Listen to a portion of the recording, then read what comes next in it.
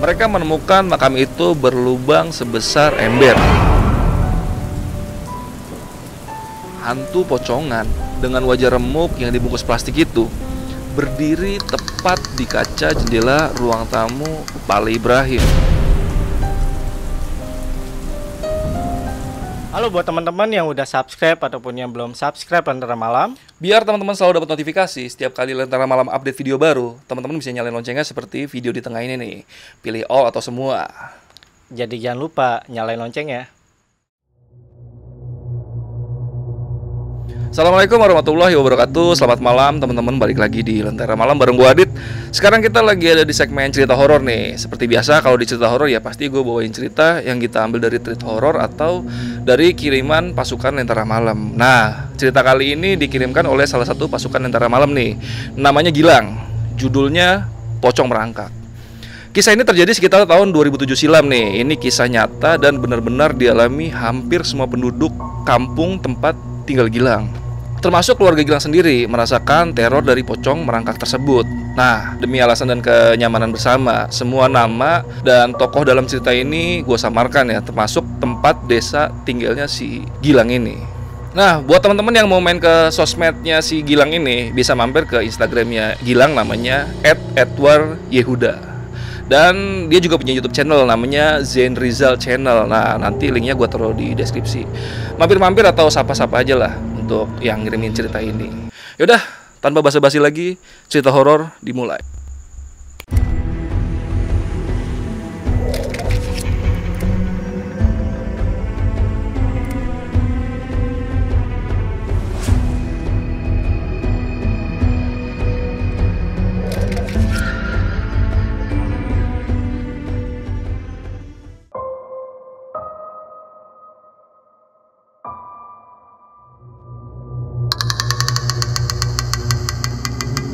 Cerita ini berawal dari saat salah satu warga kampung tempat tinggal Gilang mengalami kecelakaan dan meninggal dunia.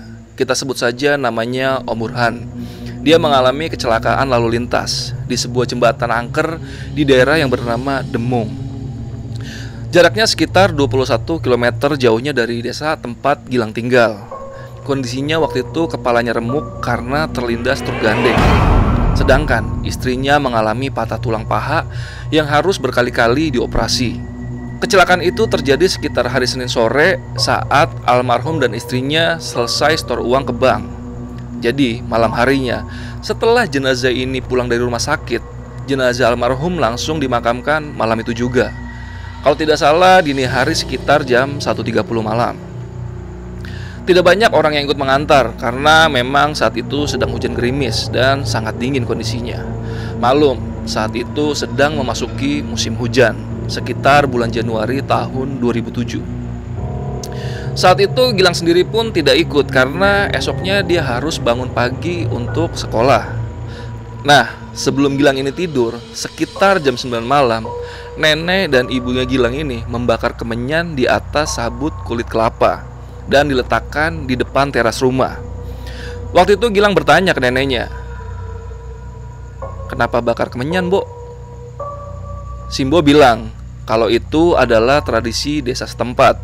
Kalau ada jenazah yang akan lewat di depan rumah malam hari untuk dimakamkan, kita harus bikin pagar gaib supaya maut yang bersama si mayat tidak mampir ke rumah kita. Nah, perlu dijelaskan nih, dalam kepercayaan kampung tempat Gilang tinggal, jika ada warga kampung yang meninggal tidak wajar, seperti kecelakaan, santet, dan lain-lain, biasanya dia akan mengajak 6 nyawa lainnya ke alam baka. Kepercayaan itu masih kental hingga sampai tahun 2020 ini. Dan selama Gilang hidup ini, memang beberapa kali di kampung ada kejadian seperti itu. Ada warga yang meninggal tidak wajar, selang beberapa hari akan ada beberapa warga lain yang meninggal berurutan. Pada hari ketiga, kelima, ketujuh, ke-9 dan seterusnya, hingga total semua 7 orang yang meninggal dunia. Sempat ayah Gilang dulu membacakan sebuah teks kuno Jawa tentang babat tanah es, lengkap dengan terjemahan dan tafsirnya. Seingat Gilang, menurut buku itu, penduduk desa Es adalah keturunan pengikut Dewi Rengganis dari Gunung Argopuro. Desa Gelang ini letaknya di lereng Gunung Argopuro yang terkenal sebagai jalur trek terpanjang sepulau Jawa. Dalam teks Babat Tanah Es itu, desa ini terkenal dengan kemagisannya yang membuat semua bentuk kehidupan yang tumbuh dari tanahnya akan memiliki keterkaitan dengan hal kerajaan gaib Dewi Rengganis di Gunung Argopuro. Wallahu alam, bagi yang mempercayainya saja.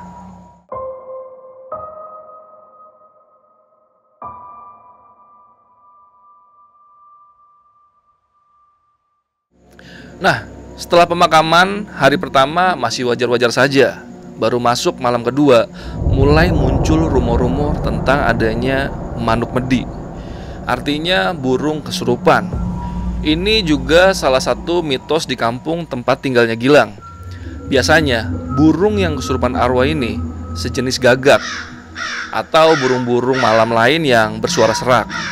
Saat mereka dirasuki arwah, mereka akan mengeluarkan suara jeritan kesakitan atau minta tolong, dan paling sering tangisan di tengah malam.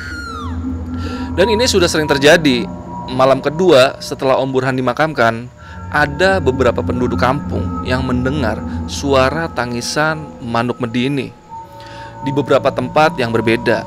Dan barulah pada malam ketiga, horor yang sebenarnya mulai terjadi.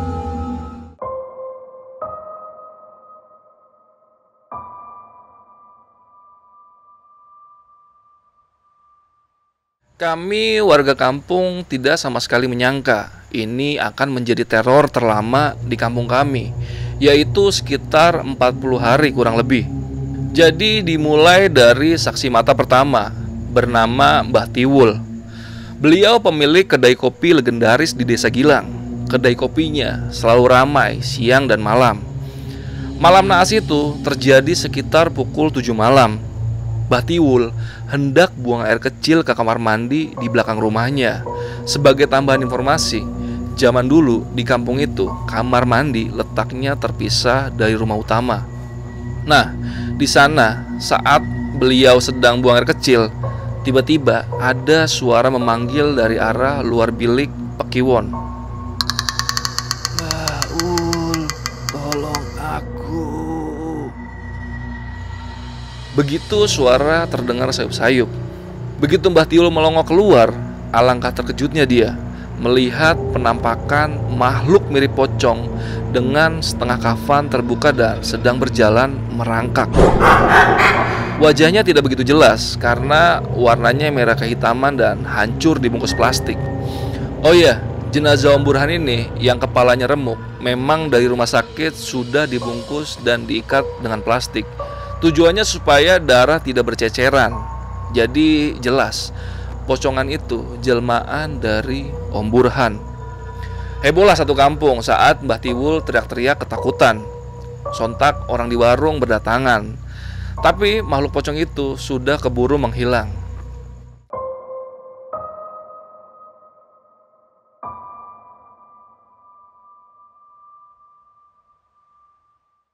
Gilang saat itu baru pulang ngaji dari surau bareng teman-teman dan merasa agak heran, kok banyak orang heboh di warung Mbah Tiwul. Warung itu jaraknya dekat dari rumah Gilang, hanya sekitar 100 meter dari rumahnya Gilang. Nah, di rumah inilah baru ibu dan kakaknya Gilang ini bercerita tentang penampakan hantu pocong Om Burhan. Nah, karena geger satu kampung, pengurus pemakaman besok paginya datang ke makam Om Burhan. Dan benar saja, mereka menemukan makam itu berlubang sebesar ember. Tapi menurut cerita yang beredar, cerita lubang di makam itu sengaja tidak disebarluaskan supaya tidak semakin membuat warga resah.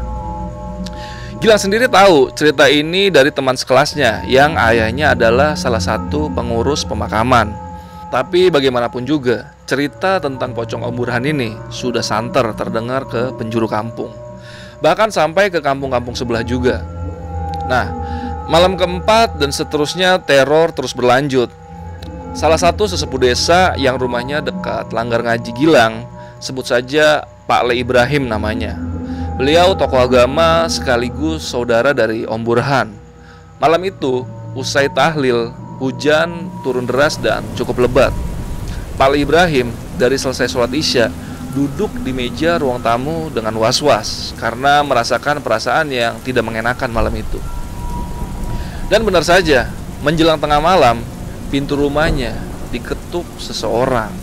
Padahal hujan belum reda, bahkan masih deras saat itu.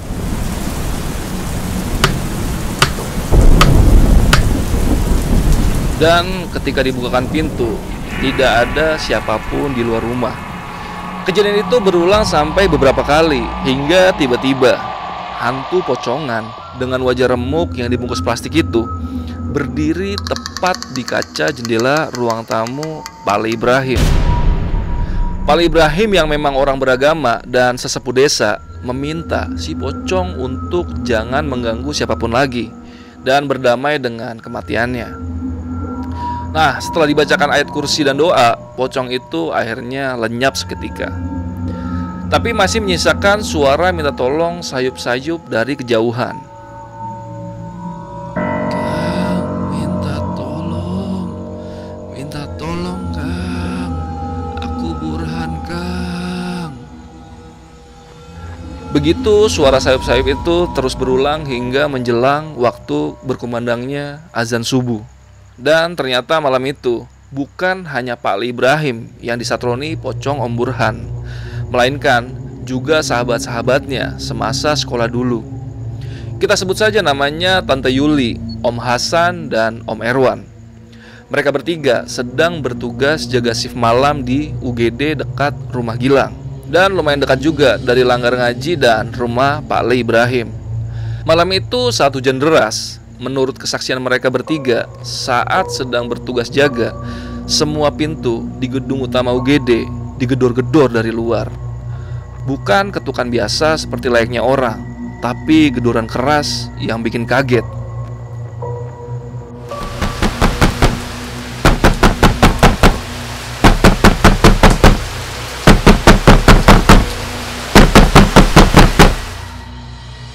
Di situ mereka langsung feeling kalau ini adalah ulah pocong sahabat sekolah mereka, Om Burhan. Saking takutnya, mereka berkumpul di ruang apoteker dan gak berani untuk ngecek keluar. Apalagi situasi saat itu sedang hujan deras disertai angin yang cukup kencang. Dan menurut cerita Om Erwan, mereka sempat melihat kelebatan bayangan putih bergerak menyamping dari jendela-jendela kaca, yang kebetulan gordennya saat itu sedang terbuka. Tapi tidak begitu jelas bentuk wujudnya. Tapi Om Herwan yang kemudian heboh bercerita di kedai kopi Mbah Tiwul berani bersumpah kalau dia yakin itu mirip bentuk pocong. Siapa lagi kalau bukan Om Burhan.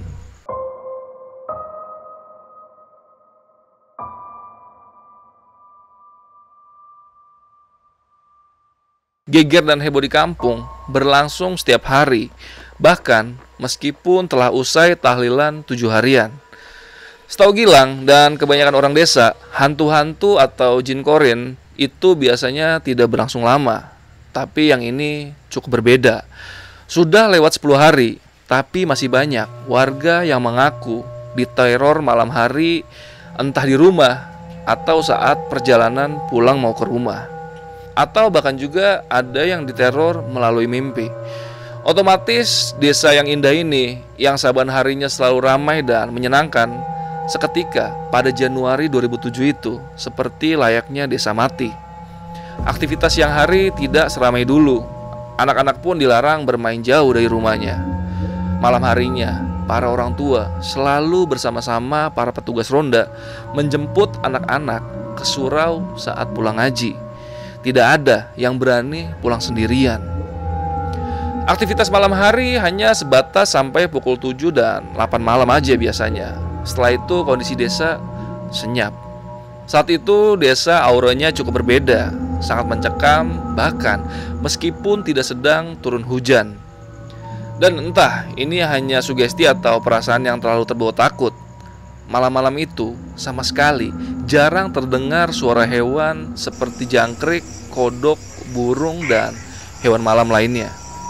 Seperti yang kita tahu, kalau di desa, saat malam hari suara-suara itu sangat wajar terdengar. Tapi kali ini betul-betul hening.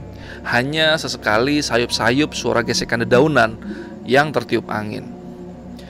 Tibalah giliran keluarga Gilang yang mendapatkan teror. Jadi malam itu, seperti biasa setelah belajar dan makan malam, Gilang beserta bapak, ibu, kakak, dan simboknya nonton TV di rumah. Waktu itu sekitar jam 9 malam. Dari arah dapur terdengar suara keras seperti ada orang yang menjatuhkan barang. Disusul suara tudung saji di meja makan digeser, dan setelah itu terdengar suara sendok dan piring seperti sedang ada orang yang makan.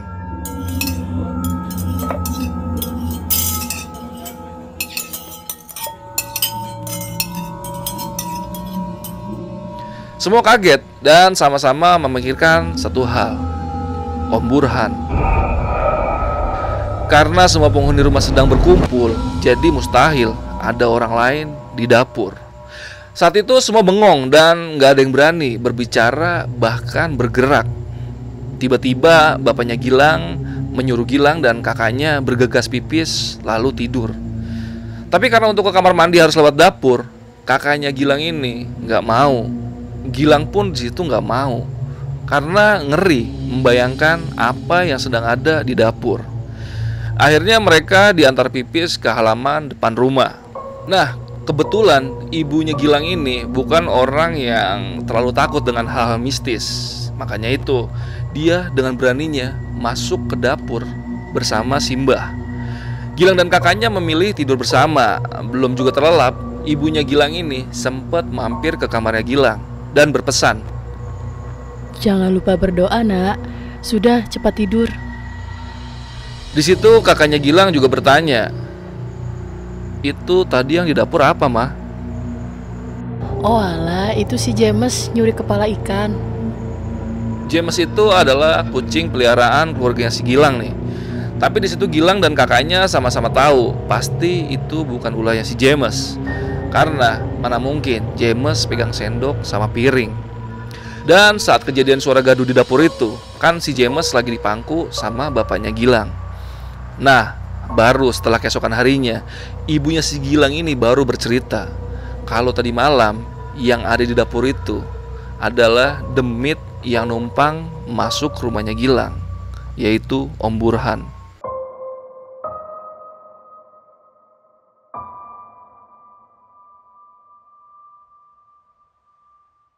Berikutnya kejadian yang juga dialami budenya Gilang nih, yang rumahnya tepat di sebelah rumahnya Gilang. Dia itu punya kebiasaan aneh, sebelum tidur biasanya dia pipis di gang antara rumahnya Gilang dan rumahnya bude itu. Karena memang kamar mandi ada di belakang rumah. Mungkin karena beliau takut, makanya dia pipis di situ. Entah itu malam keberapa sejak pemakaman Om Burhan. Yang jelas itu terjadi beberapa hari setelah kejadian pocong Om Burhan masuk ke dapur rumahnya Gilang. Nah, seperti biasa, budenya Gilang ini hendak pipis di gang samping rumah sebelum tidur. Dan dia biasa tidur malam setelah selesai nonton sinetron favoritnya. Tanpa diduga-duga, di bawah pohon jeruk depan rumah Gilang, pas di pinggir jalan, ada penampakan pocong yang sedang setengah merangkak. Budenya Gilang ini gak jelas nih, dia melihat pocong itu menyentuh tanah atau enggak. Yang jelas, dia shock dan ketakutan luar biasa. Dan akhirnya beliau kabur masuk rumah dengan pipis yang berceceran di lantai. Karena kejadian teror ini dirasa sangat meresahkan, bahkan sampai ke warga desa tetangga, akhirnya beberapa perwakilan sesepuh desa mengadakan musyawarah dengan ahli waris dan keluarga Om Burhan. Tapi sayangnya di sini pihak keluarga tidak terima dan bahkan menganggap ini sebagai fitnah dan pencemaran nama baik, sampai hendak melapor ke kepolisian. Tapi karena kurangnya bukti, akhirnya hal itu urung dilakukan oleh keluarga Om Burhan. Nah, yang bikin greget dan kesel penduduk kampung, anak tertua Om Burhan ini malah memaki dan menyumpah penduduk kampung karena sudah dianggap memfitnah almarhum ayahnya. Tapi naasnya, beberapa hari setelah kejadian itu, keluarga mereka akhirnya ikut diteror. Ini cerita menurut kerabat dekat keluarga mereka. Dimulai dengan motor bekas kecelakaan Om Burhan yang sudah remuk dan gak karuan. itu digoyang-goyang dengan keras oleh makhluk tak kasat mata. Sampai rumah mereka juga digedor-gedor dengan keras. Saat itu, anak bungsu almarhum Om Burhan yang bernama Mas Dion, dia menangis dan minta ampun sama almarhum bapaknya. Nah, barulah setelah Mas Dion ini menangis, suara gedoran itu berlahan menghilang.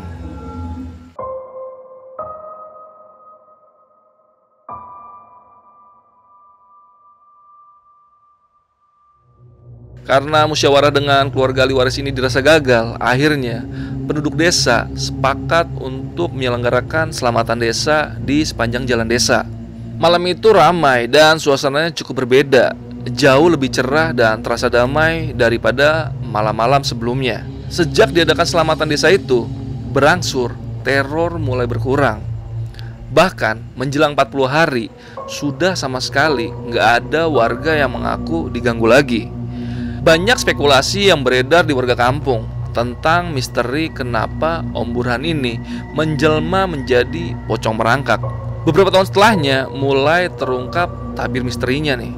Ternyata semasa hidup Om Burhan ini tabiatnya kurang terpuji. Keluarga beliau ini termasuk keluarga yang cukup terpandang dan lumayan kaya di desanya. Karena kebetulan Om Burhan ini memiliki mebel yang cukup besar. Tapi beliau ini terkenal dengan pelit dan kikir. Bahkan istrinya terkenal genit dan suka pamer perhiasan. Ada satu fakta miris yang terungkap jauh setelah kematian Om Burhan, bahwa sampai hari kematiannya ada salah satu karyawan mebelnya yang gajinya belum dibayar sama sekali setelah kerja berbulan-bulan. Padahal karyawan ini termasuk orang miskin dan kurang mampu. Nah, kebetulan Gilang dan keluarganya juga punya pengalaman yang kurang mengenakan juga nih sama Om Burhan ini. Nah, anak bungsu Om Burhan ini adalah kakak kelas Gilang di sekolah yang sama. Mereka ini punya banyak ternak, termasuk salah satunya adalah hewan kelinci. Waktu itu Gilang dan bapaknya berniat membeli sepasang anak kelinci untuk dipelihara di rumahnya.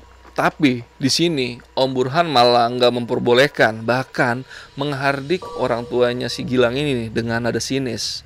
Di situ bapaknya Gilang akhirnya memilih mengalah dan membelikan Gilang kelinci ini di pasar yang letaknya cukup jauh dari tempat tinggalnya si Gilang. Oke, jadi sekian cerita tentang teror hantu pocong merangkak di Kampung Gilang di lereng Gunung Argopuro. Bagi kalian yang udah pernah mendaki Gunung Argopuro pasti tahu nih betapa indahnya desa Gilang ini yang masih kental dengan kepercayaannya akan legenda Putri Rengganis, yaitu putri dari Prabu Brawijaya Majapahit. Sekian, wassalam. Oke, paling segitu aja cerita malam ini. Kita lanjut ke pembahasannya. Jangan di close dulu. Halo buat teman-teman yang udah subscribe ataupun yang belum subscribe Lentera Malam. Biar teman-teman selalu dapat notifikasi setiap kali Lentera Malam update video baru, teman-teman bisa nyalain loncengnya seperti video di tengah ini nih. Pilih all atau semua. Jadi jangan lupa nyalain lonceng ya.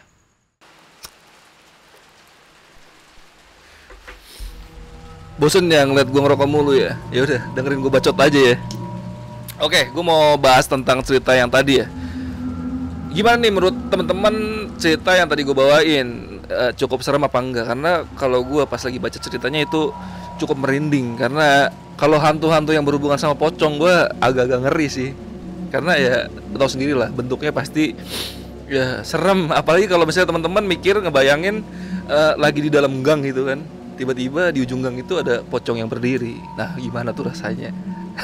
Ya pokoknya kalau dari cerita yang gue bawain tadi, pesan-pesannya sih ya akhirnya kan terungkap juga tuh kan, kalau ya keluarganya si Om Burhan ini ya kurang baik lah di mata warga-warga sekitar. Kayak ibaratnya dia kaya raya tapi kikir atau pelit gitu. Ya itu jadi pembelajaran buat kita semua kalau hidup ya sering-seringlah berbagi biar semuanya ya lancar. Dan karena kan emang kita dikasih rezeki juga kan bukan buat kita sendiri, ada bagian-bagian yang emang harus kita kasih ke orang yang lebih membutuhkan. Apalagi tadi ternyata ada salah satu karyawannya yang udah kerja berbulan-bulan di tempat mebelnya itu dan gak digaji. Wah itu parah banget itu, ibaratnya kewajiban dilakuin tapi haknya gak dikasih. Ya pokoknya itulah pesan-pesan yang bisa kita ambil dari cerita Pocong Merangkak tadi. Makasih juga untuk yang udah kirim ceritanya. Nah buat pasukan Lentera Malam lain nih, misalnya ceritanya pengen gue bawain atau Jamal bawain, bisa kirim ke email yang gue taruh di deskripsi. Ya udah deh. Ini juga kebetulan gue shoot hujannya udah mulai deres nih. Kita stop aja sampai sini. Ya udah, makasih teman-teman yang udah dengerin sampai habis. Buat teman-teman yang mau kirim cerita, nanti cek deskripsi aja. Ada caranya kok gimana kalau teman-teman mau cerita atau mau jadi narasumber. Ya udah, cukup segitu aja video malam ini. Gua Adit dari Lentera Malam. Bye.